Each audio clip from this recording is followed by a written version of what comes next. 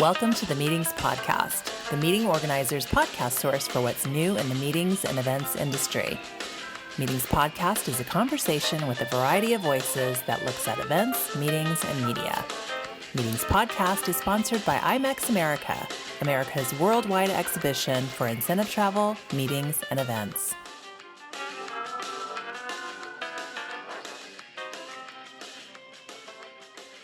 Welcome back to the podcast. I'm here with Elizabeth Glau, and we're going to start a little something new today, I think. We've been talking about maybe expanding some of the topics that we talk about, and Elizabeth has been doing some research for her own company and working on the concept of customer relationship management, CRM software, and cloud applications.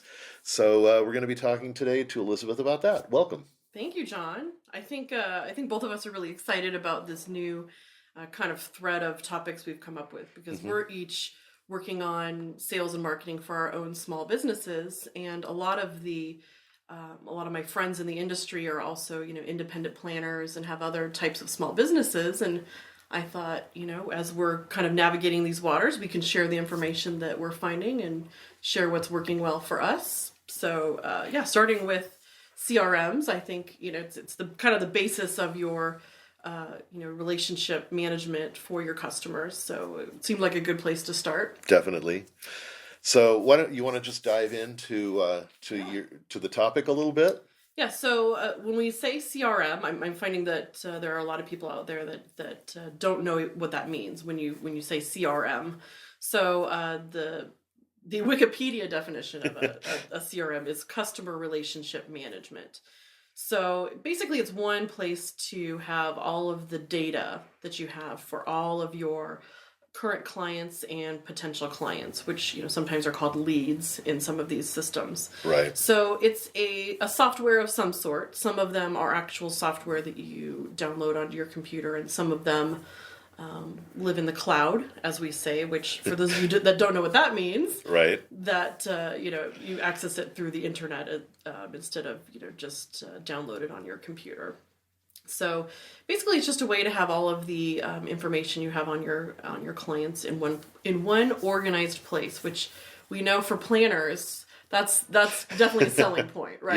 Yes. We like to be organized. So a lot of people out there probably have something, some sort of Excel spreadsheet or some other fashion of kind of, collecting all of your contact information in one place. Or the old school Rolodex on the desk. Rolodex, or, maybe you're using your email platforms, your Outlook or whatever you're using to kind of enter in contact information there. So different people are using different things. Which you could actually say is the most basic form of having a CRM. Mm-hmm. I mean, if you're using Outlook, or if you're using your Apple Calendar along with Apple Mail, if you're on Mac, that's at the very basics of how you're organizing that information. And so the CRM is just automating that a little bit more, reminding yourself a little better, things like that.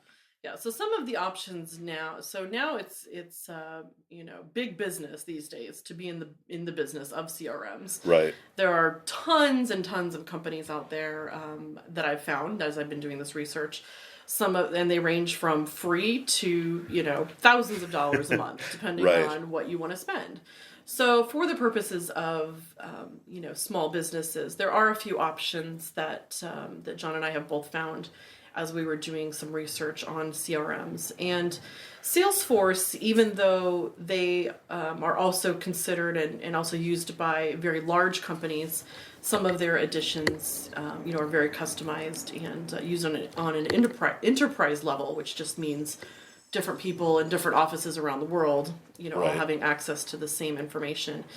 They also have platforms or additions that are very affordable, and some of you don't get the same features obviously as if you were paying thousands of dollars a month, but for some small businesses it's definitely a good option to look at, and you can find them at salesforce.com obviously.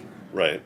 And another one that's often been mentioned to me as a good alternative to Salesforce is Sugar CRM. And so, I think the same thing. I think you can range from affordable packages all the way up through something that's very customizable and on the enterprise level, as well as Microsoft Dynamics. So Right. again, if it's a Microsoft product, you're going to get the something a little bit more affordable, and then also something that's, something that a large company could use. Now, Zoho, which is Zoho, is one that not only had been referred to me, but that I had found when I was doing some research online. And it's one of the only ones that actually has a free edition that allows you to have 3 users or less. So even if you're in your small business, you've got 3 people that need access to that information, Zoho might be a good option for you, just for some basic functionality if you really don't feel like you have any kind of budget at all for this kind of system, but want something to start out in.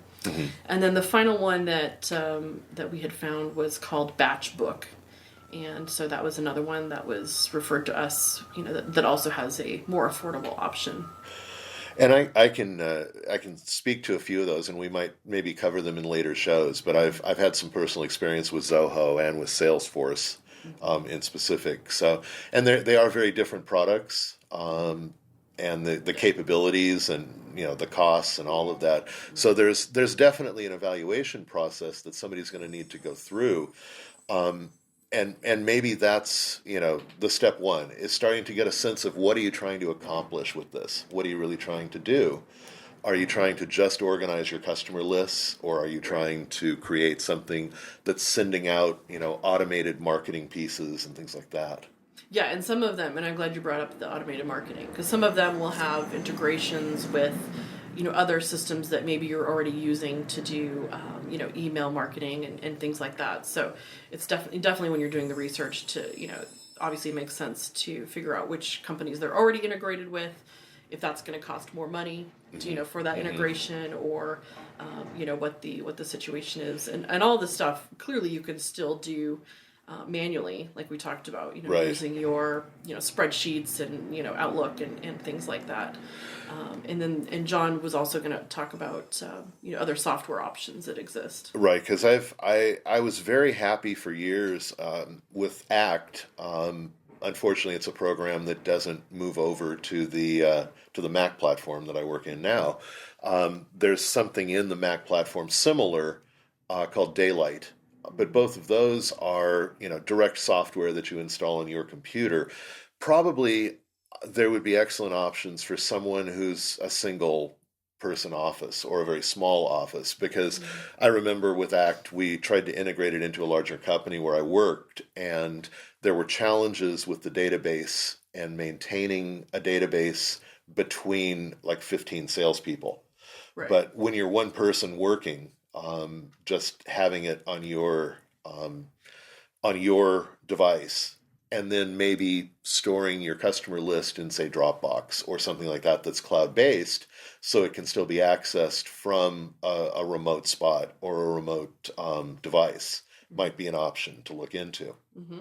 And with those, you're not generally running into a monthly cost.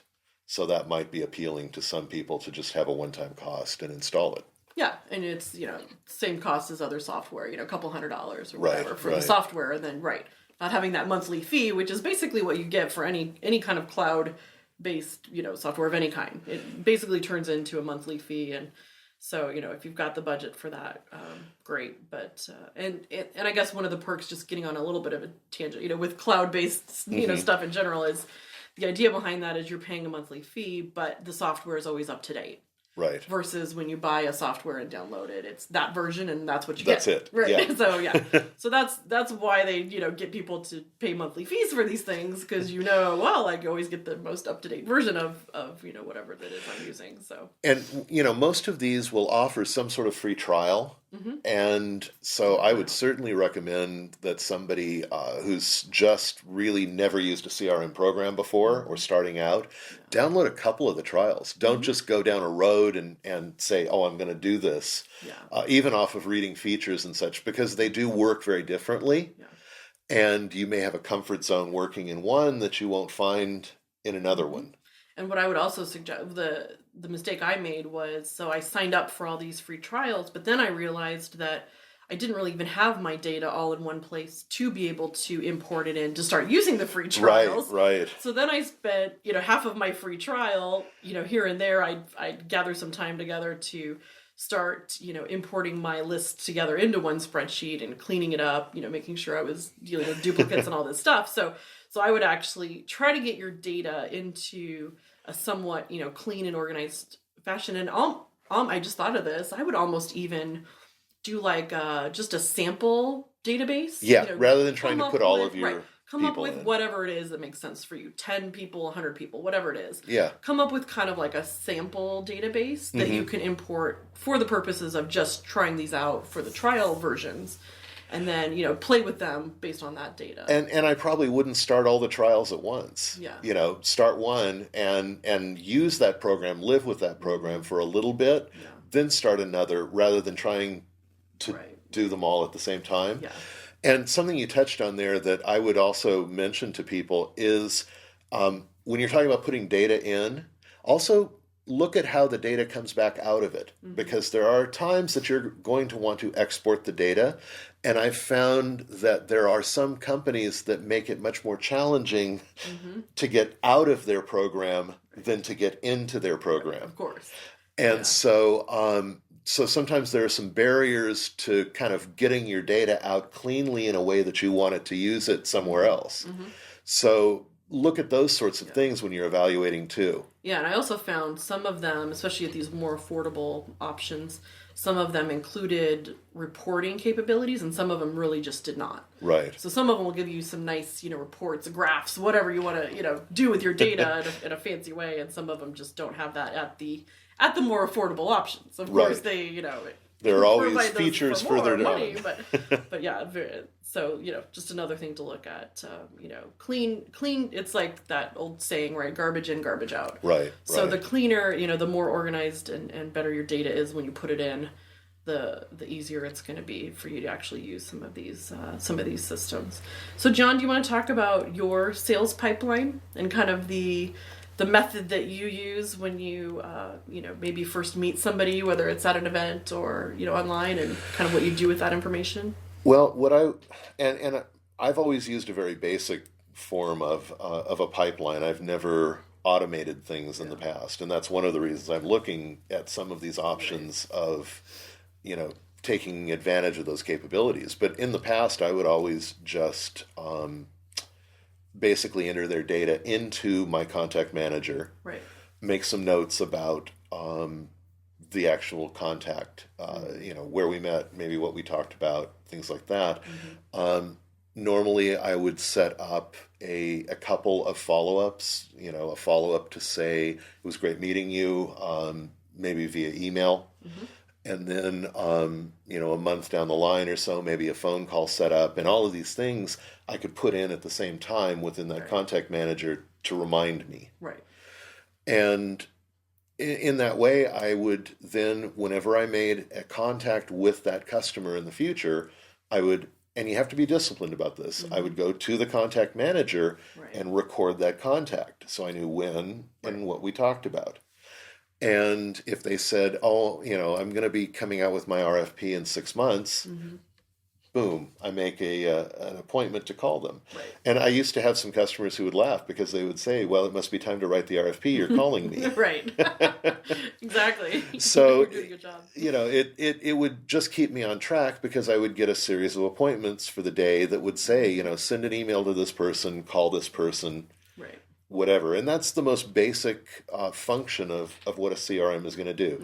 And it kept all my data in one place. If someone called me, I could go right to their contact and say, the last time we talked, they had a cold. How are you feeling now? Right, exactly. I mean, it's really nice to be able to pull that data back so you don't have to carry it all around in your head. Right, exactly. I think that's the point, If you're just getting started, you can kind of remember some of these things, and you've got it all in your head, so it's fine. But, once you start talking to a lot of people and having a lot of these conversations, you definitely need to start taking notes and having all that information in one place. And I was using I mean, quite frankly, basically I was using LinkedIn as my CRM for the longest. Once I left the hotel world where the CRM was provided for me by my employer. Right. I started using LinkedIn there.